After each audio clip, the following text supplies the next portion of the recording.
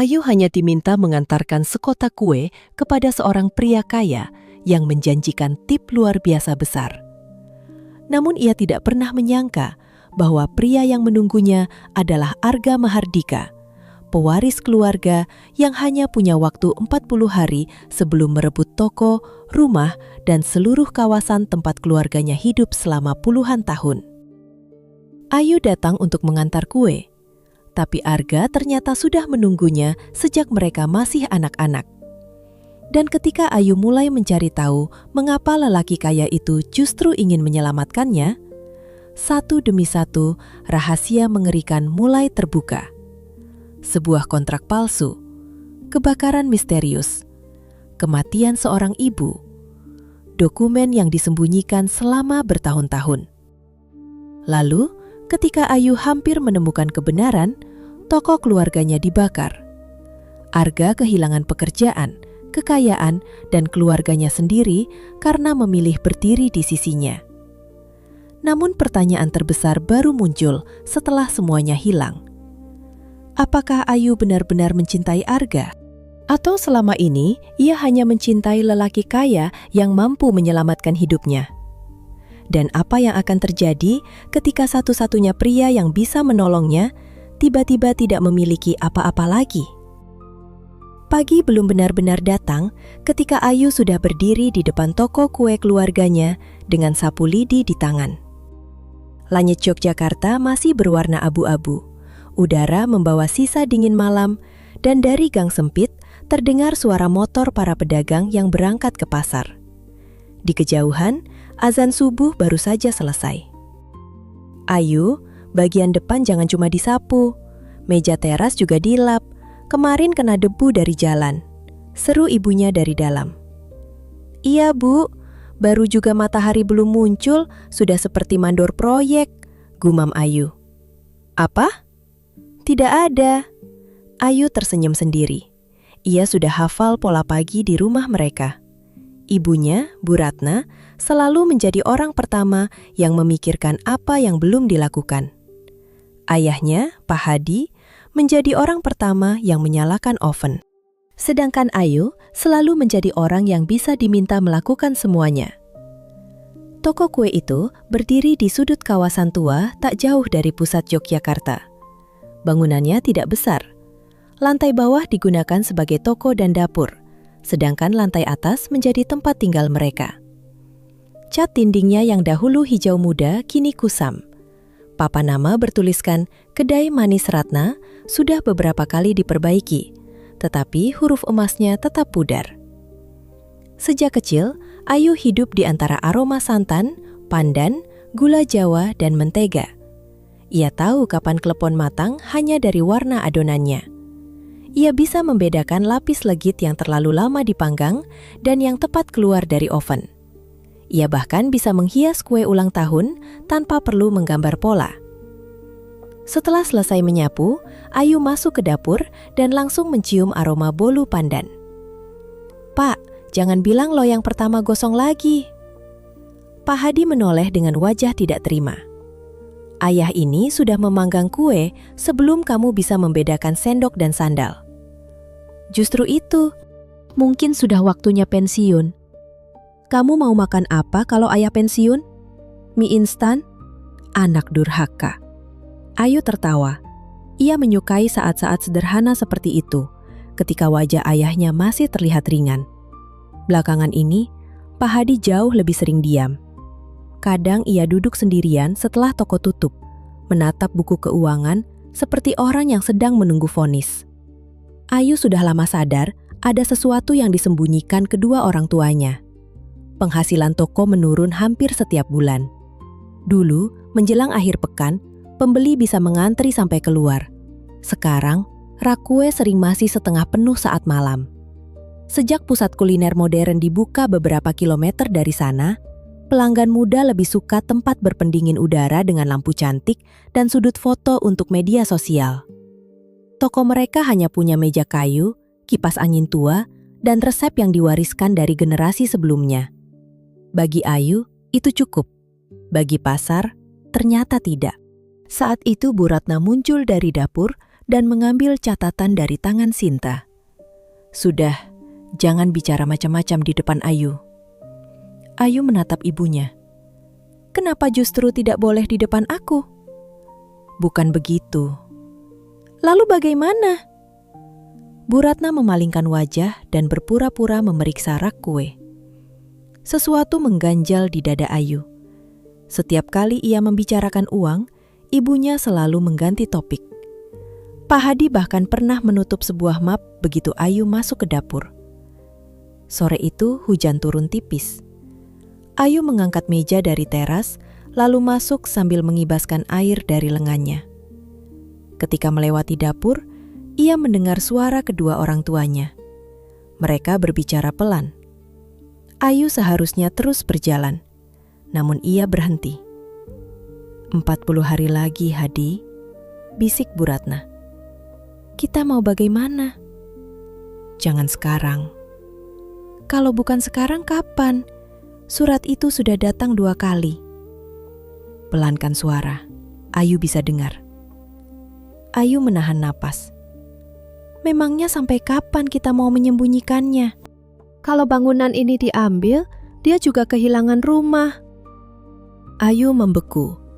Ia melangkah mendekat dan mendorong pintu dapur. Siapa yang akan mengambil rumah kita? Pak Hadi dan Bu Ratna serentak menoleh. Wajah keduanya berubah. Ayu, kata ibunya, jangan bilang bukan apa-apa. Tidak ada yang menjawab. Ayu masuk dan menutup pintu di belakangnya. Aku sudah bukan anak kecil, kalau ada masalah bilang saja. Pak Hadi duduk perlahan di kursi kayu. Bu Ratna memandang suaminya seolah meminta izin. Akhirnya Pak Hadi membuka laci dan mengeluarkan sebuah map coklat. Duduk dulu. Aku bisa berdiri. Ayu. Nada suara ayahnya membuat Ayu menurut. Di dalam map terdapat beberapa lembar kontrak, fotokopi sertifikat, dan surat dengan kop sebuah perusahaan besar.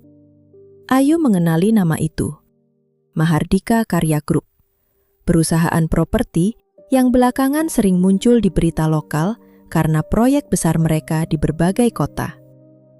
Apa hubungan kita dengan perusahaan ini? Pak Hadi menarik napas panjang.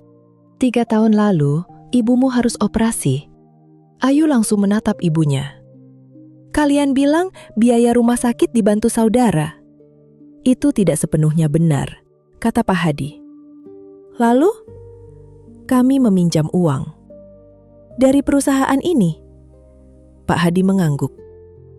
Ayu mengambil kontrak. Bahasa hukumnya rumit, tetapi satu hal terlihat jelas. Ada jaminan atas bangunan dan hak pemanfaatan tanah. Kalian menjaminkan toko? Pak Hadi tidak menjawab. Pak, waktu itu kami pikir bisa melunasinya bertahap. Dengan penghasilan toko, kami tidak punya pilihan. Ayu berdiri. Dan sekarang mereka mau mengambil tempat ini. Bukan hanya tempat kita, kata Pak Hadi lirih. Ia membuka peta yang terselip di dalam map. 7 bangunan di sepanjang deretan kampung mereka diberi tanda merah. Toko jamu Buati, bengkel Pak Slamet, warung gudeg milik keluarga Burini, toko bingkai di ujung jalan, toko batik kecil yang sudah berdiri puluhan tahun. Semua termasuk di dalam kawasan yang sama. Ayu merasa tenggorokannya kering. Kenapa semua ini ada di kontrak kita? Pak Hadi menutup mata sesaat. Dulu aku menjadi perwakilan para pemilik bangunan saat ada kesepakatan awal. Kesepakatan apa? Perbaikan kawasan. Ayu tertawa pendek tanpa humor. Perbaikan kawasan? Mereka bilang akan memberi modal dan memperbaiki akses jalan. Kami tetap boleh menjalankan usaha. Lalu sekarang? Perusahaannya berganti pimpinan proyek. Syaratnya juga berubah. Bisa begitu saja? Itulah yang kami tidak mengerti. Dan kalian diam? Pak Hadi memukul meja pelan. Ayah tidak diam. Lalu apa yang ayah lakukan? Ruangan menjadi sunyi. Hanya terdengar suara hujan mengenai atap belakang dapur. Bu Ratna menyentuh lengan Ayu. Ayahmu sudah mencoba mencari bantuan. Ayu menarik tangannya. 40 hari? Pak Hadi mengangguk. Kalau dalam 40 hari kita tidak membayar, kita harus menyerahkan hak bangunan. Dan semua toko ini. Pak Hadi tidak menjawab. Ayu menatap ayahnya lama. Baru saat itu, ia memahami mengapa beberapa pemilik toko di sekitar mereka belakangan sering datang diam-diam. Mengapa ayahnya terlihat semakin tua hanya dalam beberapa bulan? Rasa marah bercampur takut. Namun yang paling menyakitkan adalah kenyataan bahwa kedua orang tuanya memikul semua itu tanpa memberitahunya. "Aku ini siapa di rumah ini?" tanyanya lirih. Bu Ratna langsung berkaca-kaca. "Ayu, aku bekerja di toko ini sejak SMA. Aku mengubur rencana kuliah karena ingin membantu kalian. Tapi masalah sebesar ini kalian sembunyikan. Kami tidak mau kamu ikut terbebani." Ayu tertawa getir. "Bagus sekali. Jadi kalian tunggu sampai rumah kita hampir hilang, baru aku boleh tahu." Ia keluar dari dapur sebelum air matanya jatuh. Keesokan harinya, Ayu bangun dengan kepala berat, namun toko tetap harus buka. Hidup orang kecil memang begitu, pikirnya.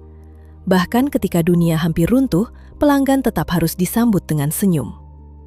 Pagi berjalan lambat. Lalu menjelang siang, telepon toko berdering. Sinta mengangkatnya. "Kedai Manis Ratna, selamat siang." Ayu sedang menyusun kue ketika melihat ekspresi Sinta berubah. "Maaf, Bapak mau pesan apa?" Sinta diam, lalu menoleh ke arah Ayu. "Dia mencari kamu." "Siapa?"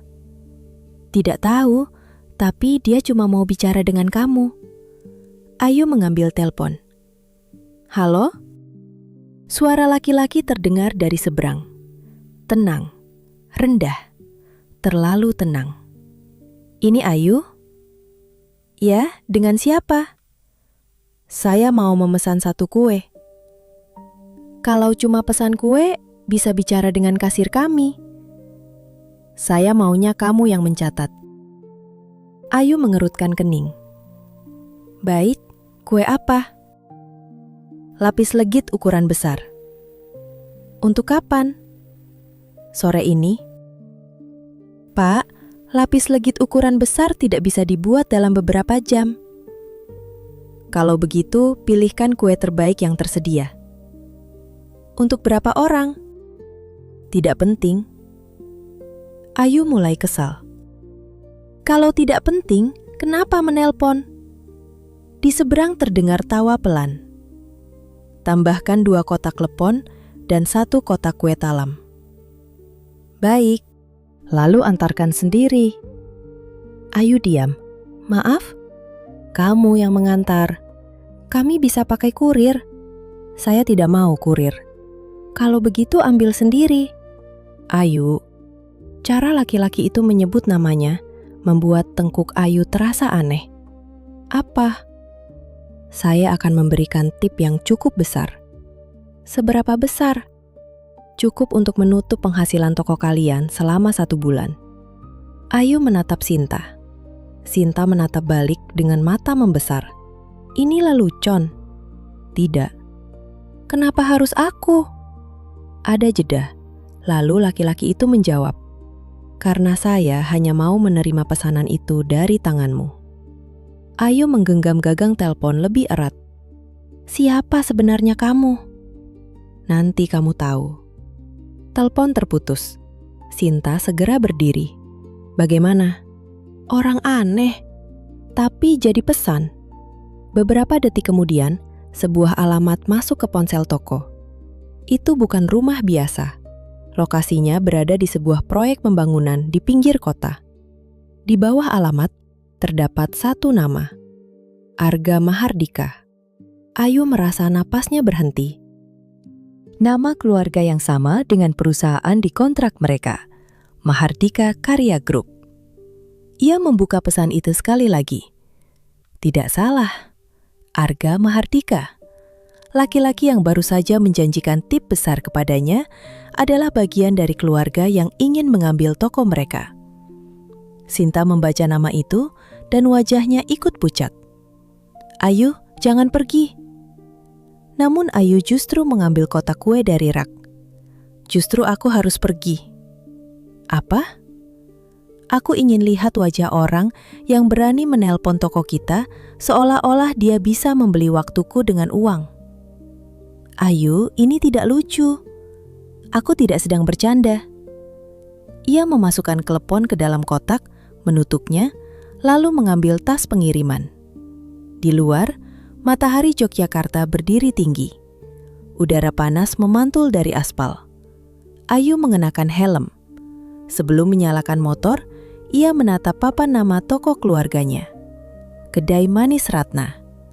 Tempat itu mungkin kecil, catnya mungkin kusam, penghasilannya mungkin tidak seberapa. Namun di sanalah seluruh hidupnya berada. Dan jika Arga Mahardika mengira ia bisa mengambil semuanya hanya karena keluarganya punya uang, Ayu akan memastikan satu hal. Laki-laki itu akan tahu bahwa perempuan yang datang mengantar kue sore ini bukan perempuan yang mudah disuruh tunduk. Ayu menyalakan motor. Ia belum tahu bahwa perjalanan singkat itu akan membuka rahasia lama yang telah terkubur bertahun-tahun. Ia juga belum tahu bahwa lelaki yang menunggunya bukan orang asing. Dan yang paling tidak ia ketahui, Arga Mahardika sudah menunggu hari itu jauh lebih lama daripada dirinya. Bangunan kecil perlahan berganti pagar proyek, tumpukan besi, dan truk pengangkut material. Debu beterbangan setiap kali kendaraan besar lewat. Alamat yang dikirimkan Arga membawanya ke sebuah kawasan pembangunan di pinggir kota. Dari luar, tempat itu tampak seperti proyek besar yang belum selesai. Beberapa bangunan beton berdiri tanpa cat, alat berat terparkir di kejauhan, dan sebuah papan besar bertuliskan Mahardika Karya Group berdiri di dekat gerbang. Ayu menghentikan motor. Dadanya terasa sesak saat membaca nama Mahardika. Nama yang tertera di surat ancaman dan mungkin menjadi alasan keluarganya kehilangan rumah. Seorang petugas keamanan mendekat. "Mau bertemu siapa, Mbak?" "Arga Mahardika." Petugas itu langsung berdiri lebih tegak. "Sudah ada janji?" Ayu mengangkat kotak kue. "Kalau dia tidak merasa pernah memesan ini, saya bisa pulang sekarang." Gerbang segera dibuka. "Silakan masuk, Pak Arga sudah menunggu." Kalimat itu membuat Ayu tidak nyaman, seolah laki-laki itu tahu ia akan datang. Ia memarkir motor di depan bangunan kantor, sementara yang terbuat dari baja dan kaca. "Mbak Ayu, Pak Arga di lantai 2. Di ujung koridor lantai 2, terdapat ruangan berdinding kaca. Seorang laki-laki berdiri membelakanginya. Ia tinggi, mengenakan kemeja putih dengan lengan digulung sampai siku. Di depannya terbentang gambar besar sebuah kawasan kota. "Pesanan?" Laki-laki itu menoleh. Untuk beberapa detik, Ayu lupa kalimat kasar yang sudah ia siapkan. Arga tidak seperti bayangannya. Ia tampak tenang, bertatapan tajam tetapi tidak dingin, dengan ekspresi yang terlihat lelah. Arga menatap Ayu cukup lama, terlalu lama. "Kenapa lihat-lihat?" tanya Ayu. Arga seperti tersadar. "Maaf." Ayu meletakkan kotak di meja. "Pesananmu." "Kamu benar-benar datang." Ayu menyilangkan tangan. "Memangnya kamu berharap saya hilang di jalan?" "Tidak, aku hanya memastikan." "Kamu telepon toko kami, memaksa saya mengantar sendiri, lalu bilang cuma memastikan saya datang. Apa semua orang kaya suka membuang waktu seperti ini?" Senyum tipis Arga hilang. "Aku tidak bermaksud membuang waktumu." "Bagus. Bayar pesanannya, kasih tip seperti yang kamu janjikan, lalu saya pulang." Arga membuka salah satu kotak. Aroma pandan dan gula Jawa langsung memenuhi ruangan. "Ini klepon buatan ayahmu?" Ayu menatapnya tajam. "Kamu kenal ayah saya?" "Aku tahu siapa yang membuat kue di toko kalian." Itu bukan jawaban. Arga memakan satu klepon. Masih sama, katanya. Ayu menegang. Apa maksudmu? Arga tidak menjawab. Ia menutup kotak dan menunjuk kursi. Kita perlu bicara. Tidak ada yang perlu dibicarakan. Ada. Ayu mendengus. Tentang toko kami. Tatapan Arga berubah. Ayu langsung tahu dugaannya benar. Jadi memang kamu. Aku memang terlibat dalam proyek itu. Hebat, saya kira setidaknya kamu akan menyangkal. Ayu, jangan panggil saya seperti kita sudah dekat. Arga terdiam sesaat, lalu mengangguk. Baik. Ia mengambil sebuah map dari meja. Aku minta kamu datang karena perlu menunjukkan sesuatu. Ini salinan perjanjian awal yang dibuat 8 tahun lalu. Versi di kantor pusat tidak sama dengan versi yang disimpan keluargamu. Ayu terdiam. Arga meletakkan 2 lembar berdampingan. Satu dokumen menyebutkan program perbaikan kawasan dengan hak usaha tetap bagi pemilik lama. Dokumen lain memberi hak pengambil alihan penuh kepada perusahaan setelah masa pembayaran berakhir. Ayu membaca keduanya berkali-kali. Ini palsu. Aku belum bisa bilang begitu. Aku menemukan perbedaan tanggal, nomor arsip, dan lampiran. Tapi dokumen hukum tidak bisa dibatalkan hanya karena aku curiga. Lalu kenapa kamu tidak hentikan proyeknya? Karena keputusan akhir bukan milikku. Jadi jabatanmu cuma pajangan. Aku memimpin proyek ini, tapi pemilik perusahaan adalah ayahku. Ayu terdiam. Jadi Arga bukan sekedar karyawan, melainkan anak dari orang yang memegang nasib keluarganya. Kamu bisa bicara dengan ayahmu. Sudah. Dan dia tetap ingin proyek berjalan. Kenapa? Itu yang sedang aku cari tahu. Kamu sendiri tidak tahu kenapa keluarga kamu ingin mengambil kawasan kami? Secara bisnis, tanah itu tidak terlalu istimewa. Ada alasan lain.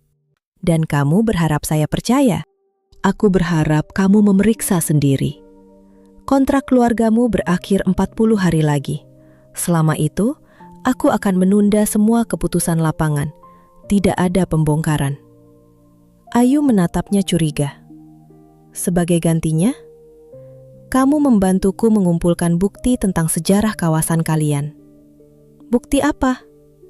Dokumen lama, saksi, foto, apapun yang bisa menunjukkan bahwa perjanjian awal berbeda. Kamu pikir saya punya waktu bermain detektif?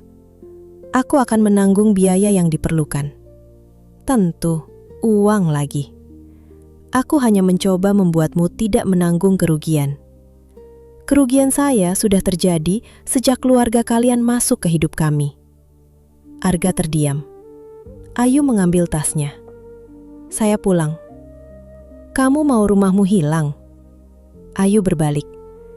Jangan berani-berani pakai ketakutan saya untuk memaksa. Aku tidak memaksa. Kamu menahan proyek lalu menjadikan saya syarat.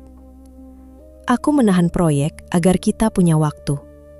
Tidak ada kita. Aku tahu kamu tidak menyukaiku, kata Arga. Bagus. Tapi aku tidak sedang melawanmu. Namaku juga dipakai untuk proyek yang tidak sepenuhnya kusetujui. Ayu menatapnya. Arga membuka laci dan mengambil sebuah surat. Di bagian bawah tertera tanda tangannya. Ini persetujuan, kata Ayu. Lihat tanggalnya. Dokumen itu dibuat 6 bulan lalu. 6 bulan lalu aku masih di Singapura. Ayu mengerutkan kening. Jadi tanda tanganmu dipalsukan. Aku belum tahu. Siapa yang punya akses? Banyak orang. Termasuk ayahmu? Arga tidak menjawab. Jawaban itu sudah cukup. Ayu masih tidak percaya pada Arga. Tetapi rasa ingin tahunya mulai tumbuh. Kalau selama 40 hari kita tidak menemukan apa-apa, aku akan mencoba cara lain. Cara apa? Belum tahu. Ayu mencibir. Rencana yang sangat meyakinkan. Arga hampir tersenyum. Kamu memang selalu seperti ini. Seperti apa? Kalau kesal, bicaramu lebih cepat. Ayu membeku. Kamu tahu dari mana? Arga mengalihkan pandangan. Aku menebak. Bohong. Aku sering melihat orang seperti itu. Orang seperti apa? Orang yang marah supaya tidak terlihat takut. Ayu terdiam. Kalimat itu mengenai bagian yang tidak ingin ia tunjukkan. Saya tidak takut. Baik. Sikap Arga yang tidak membantah justru membuat Ayu semakin kesal.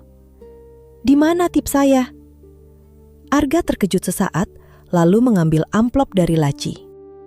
Jumlah uang di dalam jauh lebih besar dari harga pesanan. Kamu gila? Mungkin.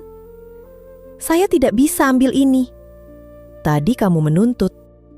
Saya kira tip yang wajar. Itu wajar bagiku. Ayu meletakkan amplop kembali. Bagi kami tidak. Arga tidak mengambilnya. Gunakan untuk toko. Tidak. Kenapa? Karena saya tidak tahu apa yang harus saya bayar nanti. Wajah Arga berubah. Aku tidak membeli apapun darimu. Bagus, berarti ambil kembali. Ayu mendorong amplop. Kali ini Arga menurut. Besok pagi, katanya. Apa? Datang ke kawasanmu. Kita mulai dari 7 bangunan yang masuk kontrak. Saya belum setuju. Aku tahu, tapi kamu tidak akan membiarkan orang lain kehilangan tempat tinggal kalau ada kemungkinan kamu bisa membantu. Mereka berjalan turun. Beberapa pekerja menyapa Arga dan ia membalas satu persatu. Ayu memperhatikan diam-diam. Ia lebih mudah membenci Arga kalau laki-laki itu benar-benar buruk.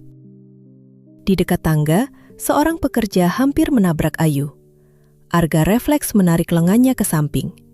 Ayu cepat-cepat menarik tangan. Saya bisa menghindar sendiri. Maaf, Arga langsung melepaskan. Ayu hendak memasang helm ketika Arga mengambil sebuah kotak kecil dari mobil. Saya tidak mau hadiah. Bukan hadiah, buka saja. Dengan curiga, Ayu membuka kotak itu. Di dalamnya ada sepotong wajik berwarna coklat gelap. Ayu mengernyit. Kenapa kasih saya wajik? Rasanya mirip buatan nenekmu dulu. Ayu berhenti bernapas. Kali ini jelas, bukan tebakan. Nenek saya. Arga tidak menjawab. Ayu maju satu langkah. Kamu kenal nenek saya? Pernah. Kapan? Waktu kita masih kecil. Ayu memandang wajah laki-laki itu lebih lama. Tidak ada ingatan yang jelas, tetapi Arga tahu terlalu banyak untuk disebut kebetulan. Siapa kamu sebenarnya? Arga tersenyum tipis. Kamu benar-benar tidak ingat. Nada suaranya terdengar lebih kecewa daripada mengejek. Haruskah saya ingat? Arga menatap kotak wajik di tangan Ayu. Bawa pulang. Kenapa? Mungkin rasanya membantu. Membantu apa? Mengingat. Ayu ingin bertanya lagi, tetapi Arga sudah mundur. Hati-hati di jalan. Saat Ayu naik motor, ia bertanya, "Kamu akan datang besok?" Pagi. Saya belum setuju bekerja sama. Aku tahu. Sepanjang jalan pulang, satu pertanyaan terus berputar. Mengapa Arga mengenal neneknya? Sesampainya di toko, Sinta langsung menghampiri. Bagaimana? Orangnya menyebalkan. Ganteng? Ayu menatapnya tajam. Itu tidak penting. Berarti ganteng. Sinta. Baik. Terus? Ayu masuk dan meletakkan kotak wajik di meja. Bu Ratna keluar dari dapur. Dari mana itu? Wajah ibunya berubah ketika melihat isinya. Ibu kenal ini. Cuma wajik. Arga yang kasih. Pak Hadi yang sedang membawa loyang berhenti. Loyang hampir terlepas dari tangannya. Ayu memandang kedua orang tuanya. Kalian kenal Arga kan? Jangan bohong lagi. Pak Hadi meletakkan loyang. Apa yang dia bilang? Katanya kami pernah bertemu waktu kecil. Bu Ratna menggenggam tangannya sendiri. Kenapa semua orang tahu hidup saya kecuali saya sendiri? Ayo duduk dulu, kata ibunya. Tidak, kapan saya mengenalnya? Pak Hadi menghela napas. Waktu kamu masih SD. Kenapa saya tidak ingat? Karena setelah itu banyak hal terjadi. Hal apa? Pak Hadi menutup pintu toko. Sinta melihat suasana berubah dan memilih masuk ke belakang. Dulu Arga sering datang ke kawasan ini bersama ibunya, kata Pak Hadi. Ibunya? Mendiang Bu Maya. Ayu mencoba mengingat nama itu. Tidak ada apapun. Dia datang ke toko kita. Hampir setiap minggu, jawab Bu Ratna. Kenapa? Karena dia menyukai tempat ini. Dan Arga, kalian bermain bersama. Ayu tertawa tidak percaya. Saya? Kamu pernah menangis seharian ketika dia tidak datang. Lalu kenapa dia hilang? Kedua orang tuanya diam. Ayu langsung tahu ada rahasia lain. Apa yang terjadi? Pak Heradi menghela napas panjang. Suatu malam terjadi kebakaran. Tubuh Ayu menegang. Di mana? Di dekat kawasan ini. Sekilas muncul bayangan api, asap, dan suara seseorang berteriak, lalu hilang. Ayu memegang pelipis. Ayu, aku tidak apa-apa. Pak Hadi mendekat. Jangan dipaksa mengingat. Kenapa? Setelah kejadian itu, kamu sakit beberapa hari. Kamu terus mimpi buruk. Ayu menatap ayahnya. Apakah Ibu Arga meninggal di kebakaran itu? Bu Ratna menutup mulut. Jawaban itu cukup. Ayu merasa udara menipis. Arga bukan orang asing, dan entah bagaimana, masa kecil mereka terhubung dengan kebakaran yang tidak bisa ia ingat. Kalian tahu dia yang memimpin proyek ini? Pak Hadi mengangguk perlahan. Sejak beberapa bulan lalu. Dan kalian tidak bilang. Kami berharap kamu tidak perlu bertemu dengannya. Kenapa? Karena keluarga Mahardika membawa terlalu banyak masalah. Ayu menggenggam kotak wajik. Di dasar pikirannya, sebuah bayangan kecil muncul. Seorang anak laki-laki duduk di tangga toko. Tangannya memegang wajik. Wajahnya kabur, namun suaranya terasa dekat. Kalau kamu takut, duduk di sini saja. Aku tunggu. Ayu memejamkan mata. Ketika membukanya lagi, langit Yogyakarta mulai berubah jingga. Besok pagi, Arga akan datang. Dan untuk pertama kalinya sejak menerima telepon aneh itu, Ayu tidak yakin apakah ia ingin mengusirnya atau memaksanya menceritakan semua yang selama ini disembunyikan. Pagi berikutnya Ayu bangun sebelum alarm berbunyi. Ia berbaring sambil menatap langit-langit kamarnya. Bayangan anak laki-laki dengan wajik di tangan masih berputar di kepalanya. Kalau kamu takut, duduk di sini saja, aku tunggu. Ia tidak tahu apakah kalimat itu benar-benar ingatan atau hanya sesuatu yang dibentuk pikirannya setelah mendengar cerita kedua orang tuanya. Namun, perasaan yang menyertai bayangan itu terlalu nyata untuk diabaikan. Dari lantai bawah, terdengar suara kursi digeser. Ayu segera turun. Arga sudah ada di sana. Ia duduk dekat jendela dengan secangkir kopi hitam. Pak Hadi berdiri di balik meja kasir sambil memandangnya dengan ekspresi sulit ditebak. Kamu datang terlalu pagi, kata Ayu. Katamu aku datang pagi. Pagi itu setelah toko buka. Bagi orang proyek, jam 7 sudah siang. Bagi orang toko kue, tamu sebelum sarapan itu gangguan. Arga tersenyum kecil. Berarti aku datang di waktu yang tepat. Pak Hadi menatap mereka bergantian.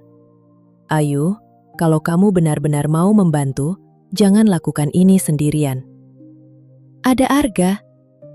Ayah justru bicara soal dia. Arga langsung meletakkan makanannya. Pak Hadi menatapnya. Saya tahu kamu bukan orang yang membuat masalah ini. Tapi kamu tetap anak keluarga Mahardika. Kalau suatu hari harus memilih antara Ayu dan keluargamu, jangan buat dia percaya kalau kamu akan selalu berdiri di pihaknya. Pak, tidak usah bicara sejauh itu, kata Ayu. Saya hanya tidak ingin kejadian lama terulang. Ruangan menjadi sunyi. Arga menatap Pak Hadi lama. Kejadian lama apa? Tanya Ayu. Pak Hadi bangkit. Kalian sebaiknya berangkat. Ayu tahu ayahnya sengaja menghindar. Ia ingin memaksa, tetapi Arga sudah berdiri. Mereka berjalan menyusuri deretan bangunan lama. Pagi mulai ramai, pedagang sayur menawarkan dagangan, suara motor bersahutan, dan aroma gudeg bercampur dengan kopi dan gorengan. Toko pertama yang mereka datangi adalah milik Pak Jatmiko, pembuat bingkai kayu yang sudah tinggal di sana sejak sebelum Ayu lahir. Kalian cari dokumen lama? Tanyanya. Foto, kwitansi, surat, apapun yang berkaitan dengan perjanjian 8 tahun lalu. Jawab Arga. Pak Jatmiko memicingkan mata. Kamu anaknya Surya Mahardika. Arga mengangguk. Lalu kenapa membantu kami? Arga menjawab tenang. Karena mungkin perusahaan saya salah. Pak Jatmiko tertawa pendek. Orang kaya biasanya baru bilang salah kalau sudah tertangkap. Ayu menahan senyum. Arga tidak tersinggung.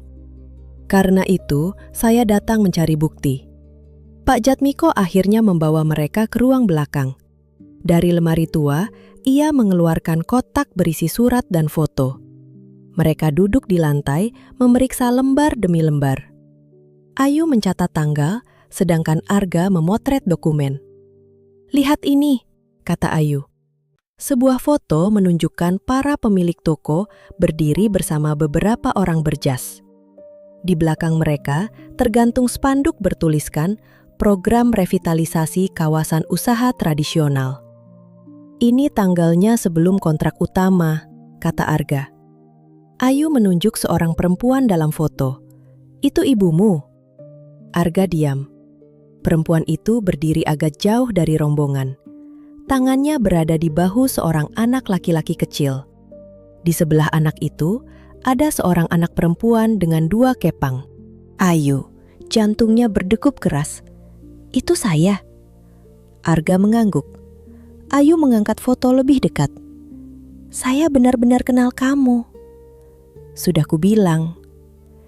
Kenapa saya berdiri dekat sekali dengan ibumu? Kamu suka dia. Lebih suka daripada kamu. Jauh lebih suka. Ayu tersenyum tanpa sadar. Pak Jatmiko berkata, Bu Maya sering datang. Dia bilang kawasan ini tidak boleh dibongkar sembarangan.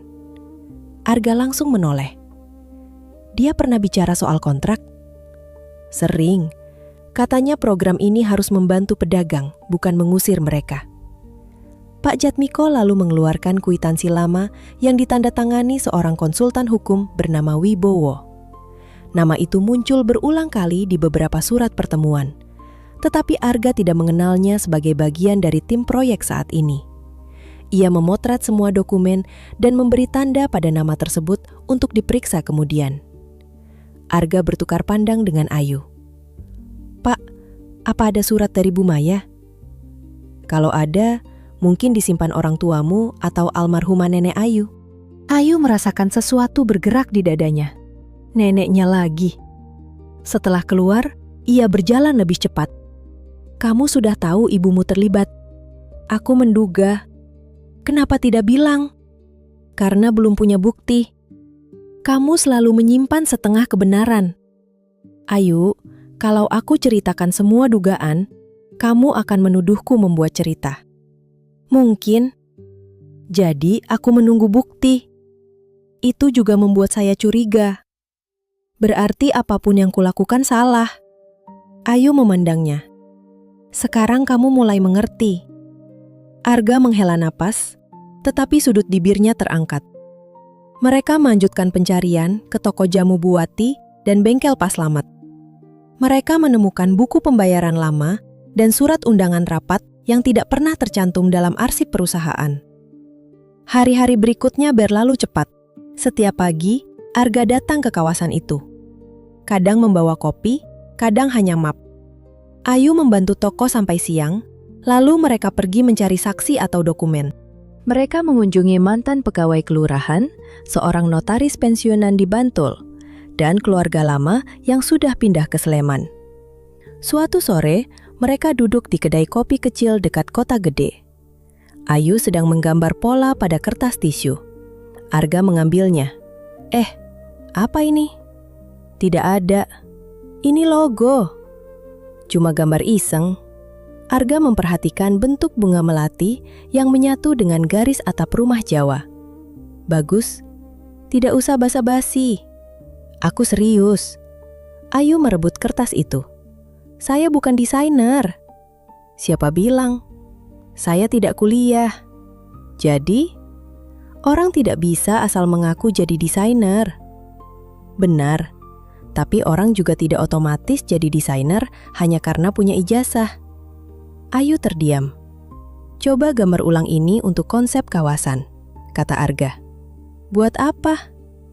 Kalau kita ingin mempertahankan tempat ini, kita harus menunjukkan bahwa nilainya lebih besar daripada harga tanah. Malam itu, Ayu menggambar dengan tujuan. Ia membuat logo sederhana untuk 7 toko, mencatat sejarah masing-masing pemilik, dan membayangkan bagaimana kawasan itu bisa menjadi tempat yang lebih ramai tanpa kehilangan wajah lamanya. Ketika Arga melihat hasilnya, ia langsung berkata, "Besok ikut ke kantor." "Saya?" "Ya, untuk apa?" "Presentasi." Ayu hampir menjatuhkan pensil. "Saya tidak pernah presentasi." "Sekarang pernah." Keesokan harinya, gedung kantor Mahardika Karya Group membuat Ayu merasa salah kostum. Lantainya mengilap, dindingnya penuh kaca, dan orang-orang berpakaian rapi berjalan cepat dengan laptop di tangan. "Kenapa semua orang melihat?" bisik Ayu. "Karena kamu melihat mereka seolah mau berkelahi." "Saya tidak." "Keningmu begitu." Ayu segera merilekskan wajah. Di ruang rapat, ia hampir kehilangan napas ketika melihat namanya di layar. Konsep visual dan cerita kawasan oleh Ayu Pramesti. "Kenapa pakai nama saya?" "Karena itu pekerjaanmu." Belum pernah namanya dipasang pada sesuatu yang dianggap penting. Rapat berlangsung hampir 1 jam. Beberapa staf bertanya tentang sejarah toko, bentuk papan nama, dan cerita warga. Ayu awalnya gugup, tetapi perlahan mulai menjelaskan. Ia bicara tentang aroma kue putu di pagi hari, tentang pemilik toko yang saling menyimpan kunci cadangan, tentang pelanggan yang datang bukan hanya untuk membeli, tetapi juga bercerita. Saat selesai, salah seorang staf berkata, kalau konsep ini dikembangkan, kawasan itu bisa punya nilai jauh lebih besar daripada sekedar deretan ruko baru. Ayu menatap Arga. Arga hanya tersenyum. Setelah rapat, mereka berjalan menuju lift. "Bagaimana?" tanya Arga. "Lumayan." "Lumayan? Saya tidak mau kamu terlalu bangga." Pintu lift terbuka. Seorang perempuan tinggi dengan setelan krem keluar. Rambut hitamnya tersisir rapi. Tatapannya langsung jatuh pada Arga. Jadi rumor itu benar. Arga menegang. "Kak Nirmala." Perempuan itu lalu menatap Ayu dari kepala sampai kaki. "Ini gadis dari toko kue." Ayu tidak menyukai cara ia mengucapkannya. "Nama saya Ayu." "Saya tahu." Nirmala tersenyum, tetapi tidak ada kehangatan. Ia menyerahkan map kepada Arga. "Ayah minta laporan perkembangan proyek, termasuk alasan jadwal pembongkaran tertunda." Wajah Arga berubah. "Ayah tahu." "Menurutmu berapa lama kamu bisa menyembunyikannya?" Ayu memandang Arga. Nirmala kembali menatapnya. "Kamu mungkin mengira Arga bisa menyelamatkan kawasanmu." "Saya tidak mengira apa-apa." "Bagus, jangan terlalu berharap." "Nirmala," tegur Arga. Ayu tersenyum tipis. "Terima kasih atas nasihatnya. Tapi kalau proyek itu memang bersih, seharusnya tidak perlu takut pada orang yang cuma mencari dokumen lama." Senyum Nirmala menghilang. Arga menatap Ayu seolah ingin menghentikannya. Jadi kalau Anda merasa kami membuang waktu, biarkan saja, lanjut Ayu. Kecuali memang ada sesuatu yang takut ditemukan. Nirmala mendekat. Kamu berani sekali. Saya sering dibilang begitu. Arga menahan lengan Ayu pelan. Cukup. Ayu menarik tangannya. Nirmala memperhatikan gerakan itu lalu tersenyum. Sekarang aku mengerti. Apa? Tanya Arga. Kenapa kamu mempertaruhkan perusahaan untuk ini? Ayu menoleh ke Arga. Jangan mulai, kata Arga. Aku cuma penasaran berapa lama semuanya bertahan kalau ayah tahu alasan sebenarnya. Nirmala masuk ke lift. Sebelum pintu tertutup, ia berkata, "Sampai jumpa lagi, Ayu." Sepanjang perjalanan pulang, Ayu diam. "Apa maksud kakakmu?" tanyanya akhirnya. Dia suka membuat orang tidak nyaman. Itu bukan jawaban. Arga memegang setir lebih erat. Kenapa dia bilang alasan sebenarnya? Ayu, saya mau kebenaran. Mobil berhenti di lampu merah. Arga menoleh. Aku memang ingin menyelamatkan kawasanmu karena proyek ini bermasalah. Dan karena itu penting bagimu. Jantung Ayu berdegup lebih cepat. Itu saja. Arga diam. Arga, apa yang mau kamu dengar? Kebenaran. Lampu berubah hijau. Aku sudah mengenalmu sejak kecil. Ketika kembali ke Indonesia dan tahu keluargamu masih tinggal di sana, aku datang. Kapan? Beberapa bulan lalu. Ayu teringat sosok di ujung jalan. Kamu pernah berdiri di depan toko kami? Ya. Kenapa tidak masuk? Aku tidak tahu harus bilang apa. Ayu menatapnya tidak percaya. Lalu kamu memilih pesan kue dan menyuruh saya mengantar. Rencananya terdengar lebih baik di kepalaku. Ayu hampir tertawa. Jadi semua ini karena masa kecil? Bukan semua. Berapa banyak? Arga terdiam. Lebih banyak daripada yang seharusnya. Wajah Ayu terasa panas. Ia memandang keluar jendela. Saat mereka tiba di depan toko, Ayu turun. Ayu, ia menoleh. Besok jangan pergi mencari dokumen sendiri. Kenapa? Aku harus ke Jakarta. Ada rapat dengan ayahku. Kapan kembali? Besok malam. Arga tersenyum tipis. Kamu bertanya kapan aku kembali? Karena kita masih punya pekerjaan. Tentu. Ayu masuk tanpa menoleh lagi.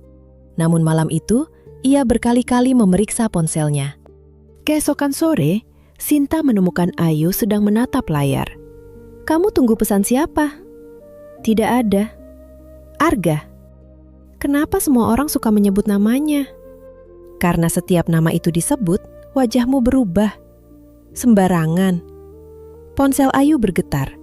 Rapat selesai, besok kita lanjut. Tanpa sadar, Ayu tersenyum. Sinta langsung bersiul. Ayu segera menutup layar. Namun sebelum ia sempat membalas, pesan kedua masuk. Ada satu hal lagi. Mulai sekarang, jangan serahkan dokumen apapun kepada siapapun selain aku. Ayu mengerutkan kening. Kenapa? Balasan Arga datang beberapa detik kemudian. Karena seseorang di dalam perusahaan sudah tahu apa yang kita cari. Ayu menatap pesan itu lama. Di luar, suara kendaraan melintas seperti biasa. Namun untuk pertama kalinya, ia merasa ancaman terhadap kawasan mereka bukan lagi sekedar surat, kontrak, atau batas waktu. Seseorang sedang memperhatikan setiap langkah mereka. Dan sejak hari itu, permainan mereka tidak lagi sesederhana mencari masa lalu. Malam setelah menerima pesan dari Arga, Ayu hampir tidak tidur. Setiap suara motor yang lewat membuatnya menoleh ke jendela. Setiap kali anjing di ujung gang menggonggong, ia merasa seseorang sedang berdiri di luar toko. Pagi datang dengan langit mendung. Ayu turun lebih awal. Pak Hadi sudah di dapur, sedangkan Bu Ratna menata kue.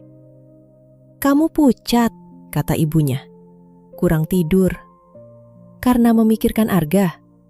Ayu menatap tajam. Bu Ratna tersenyum, tetapi ekspresinya langsung berubah saat Ayu menunjukkan pesan Arga. Seseorang di dalam perusahaan sudah tahu apa yang kita cari. Pak Hadi membacanya lama. Mulai sekarang, semua dokumen disimpan di tempat berbeda. Kenapa baru sekarang? Karena sebelumnya, ayah pikir ancaman terbesar cuma kehilangan bangunan. Sekarang, Pak Hadi tidak menjawab. Siang itu Arga kembali dari Jakarta dan langsung datang ke toko. Apa yang terjadi? Tanya Ayu. Ayahku tahu aku menunda pembongkaran.